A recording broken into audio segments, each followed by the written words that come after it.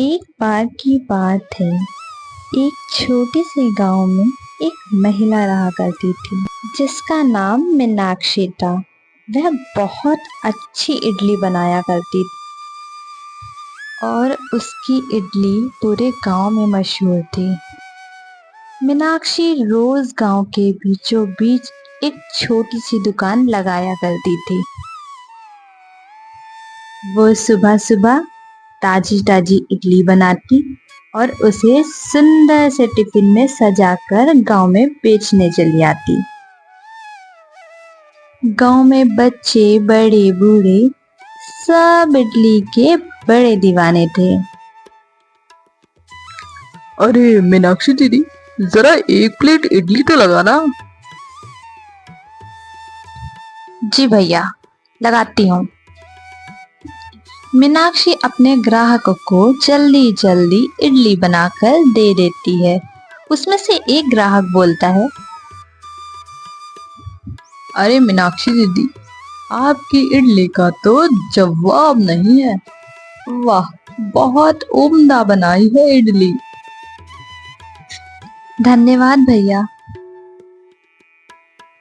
काफी शाम हो जाती है और अंधेरा भी छा जाता है। मीनाक्षी अपनी दुकान बंद करके अपने घर वापस चली जाती है। वहीं मोहनलाल अपने घर पहुंचता है और अपनी पत्नी से इडली की बहुत तारीफ करता है। अरे पता है भाग्यवान, इडली तो मीनाक्षी बहन बनाती है, बहुत अच्छी। उसके जैसे इडली तो पूरे गांव में कोई ना बना पाता होगा। मोहनलाल की पत्नी उससे चिढ़ जाती है और उससे कहती है,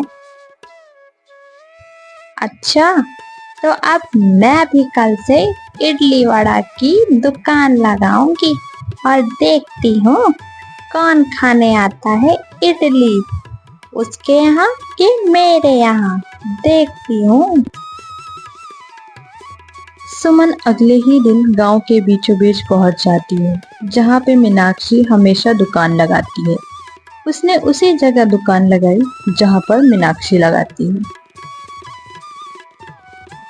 थोड़ी देर बाद जब मीनाक्षी अपनी दुकान लगाने के लिए उस जगह पर आई तो उसने देखा कि वहां पर तो कोई और है। उसने जाकर उससे पूछा, बहन, आप कौन हैं? मैं तो यहाँ दुकान लगाती हूँ रोज इडली की। मैंने आपको पहले कभी यहाँ नहीं देखा। देखो देखो कैसे इतरा रही है। वो कुछ भी हो, यहाँ पे आज से मेरी दुकान लगेगी और सिर्फ मेरी। अपनी दुकान ले जा कहीं और।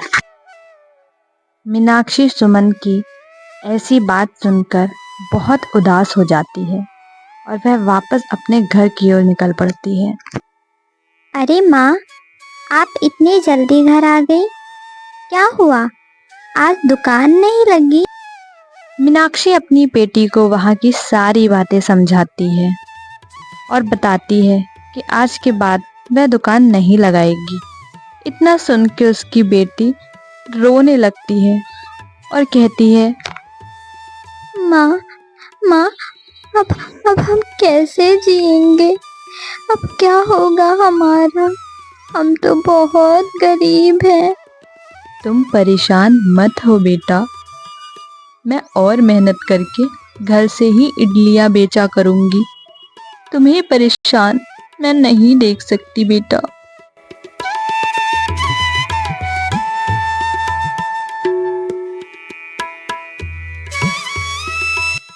मीनाक्षी ने हार नहीं मानी। मीनाक्षी अपने घर में इडली बनाकर घर से ही बेचने लगी। देखते देखते उसके घर पे भी कई लोग आसपास के इडली खाने आने लगे। मीनाक्षी की बेटी भी उसकी बहुत मदद कर रही थी। वह यह देख के खुश थी। अब उसकी दुकान पर ग्राहकों की भीड़ लगी रहती।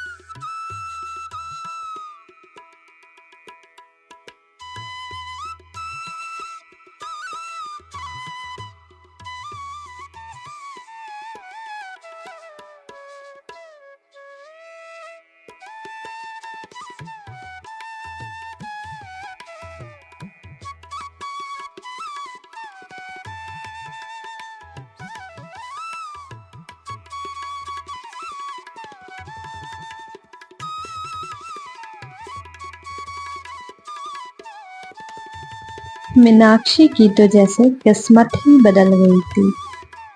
उसने एक अच्छा घर खरीदा और वह सभी गांव वालों की बहुत अच्छे से मदद करती। उसका स्वभाव बहुत अच्छा था। कुछ दिन बाद गांव में हर जगह ये बात फैल गई। अरे सुनती हो सुमन, मीनाक्षी दीदी तो बड़ी दिल वाली है। मुझे पैसों की जरूरत थी, उन्होंने तुरंत मदद कर दी मेरी। मीनाक्षी की इतनी तारीफ सुनकर सुमन को मन ही मन गुस्सा आ रहा था। आखिरकार उसने इतने कम समय में इतनी पहचान बनाई तो बनाई कैसे। एक रात सुमन ने एक चोर को बुलाया। जी मालकिन जी, क्या काम है मुझसे? देखो, तुम्हें मेरा एक काम करना है। तुम्हें मीनाक्षी के घर जाकर चोरी करनी है। वहां पर जितने भी पैसे हों सारे पैसे चुरा लाना। ठीक है, मैं आपका काम कर दूंगा, मगर मुझे इस काम के बदले 50,000 रुपये चाहिए, नहीं तो मैं ये काम नहीं करूंगा। सुमन भी उसे वादा कर लेती है पैसे देने का। उसी वक्त वह चोर रात के अंधेरे में निकल पड़ता है।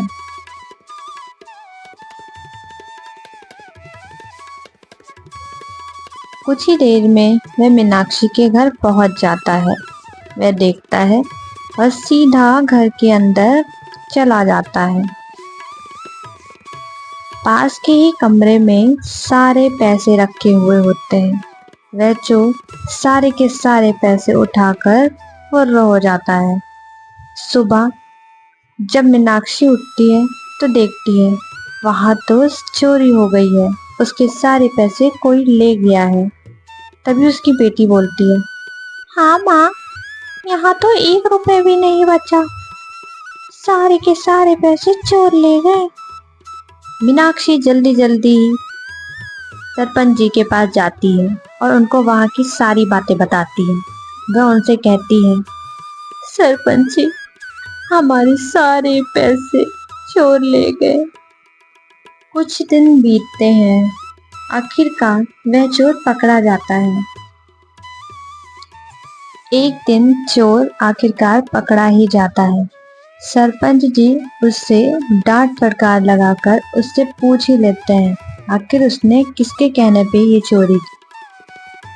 सरपंच जी, मुझे माफ कर दीजिए, मैंने ये चोरी खुद से नहीं की, मैंने सुमन के कहने पर ये चोरी की, मेरी इसमें कोई गलती नहीं।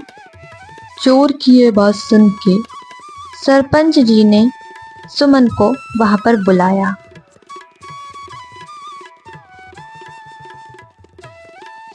तभी सुमन आती है और सरपंच जी उससे पूछते हैं,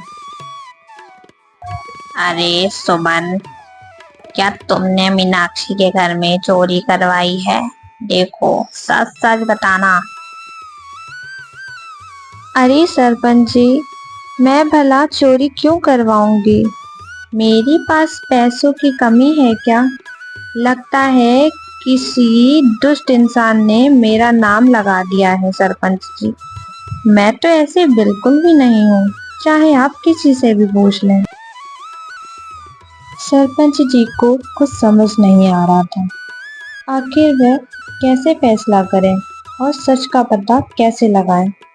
थोड़ी देर बाद सुमन का पति भी वहां पर आ पहुंचा। उसने सारी सच्चाई सरपंच जी के आगे रखी।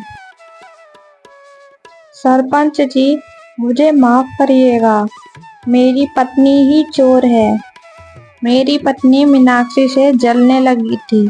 उसकी सफलता पर उसे बहुत गुस्सा आता था, इसलिए उसने यह मिलकर षड्यंत्र रचा और उसके घर से चोरी करवाई ताकि वह फिर से गरीब हो जाए। सुमन बहन, हमने तो कभी सपने में नहीं सोचा था कि आप हमसे इतना जलती हैं। आखिर हमने आपका क्या बिगाड़ा है? देखो सुमन, तुम्हें इसकी सजा तो जरूर मिलेगी।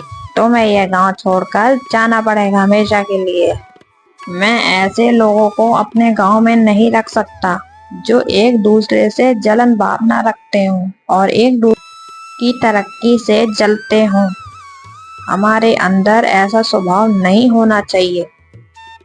सरपंच जी, मैं अपनी पत्नी की तरफ से आपसे माफी मांगता हूँ। उससे आज के बाद ऐसी गलती नहीं होगी।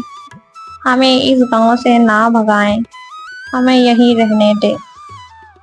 हम आपसे माफी मांगते हैं और आप सभी गांव वालों से माफी मांगते हैं। हम दोनों को माफ कर दें। मीनाक्षी बहन, सरपंच जी, मुझे माफ कर दीजिए। मुझसे बहुत बड़ी भूल हो गई। मैं घमंड में चूर हो गई थी। मुझसे बहुत बड़ी गलती हो गई। मुझे हो सके तो माफ कर दीजिएगा। मीनाक्षी को सुमन के ऊपर तरस आ जाता है। वह उसे माफ कर देती है। सुमन बहन, मैं तुम्हें माफ करती हूँ, लेकिन हमें ऐसा नहीं करना चाहिए। इस बात का ध्यान रखिएगा। अगर मनुष्य ही मनुष्य का दुश्मन बन जाएगा तो हम जिएंगे कैसे?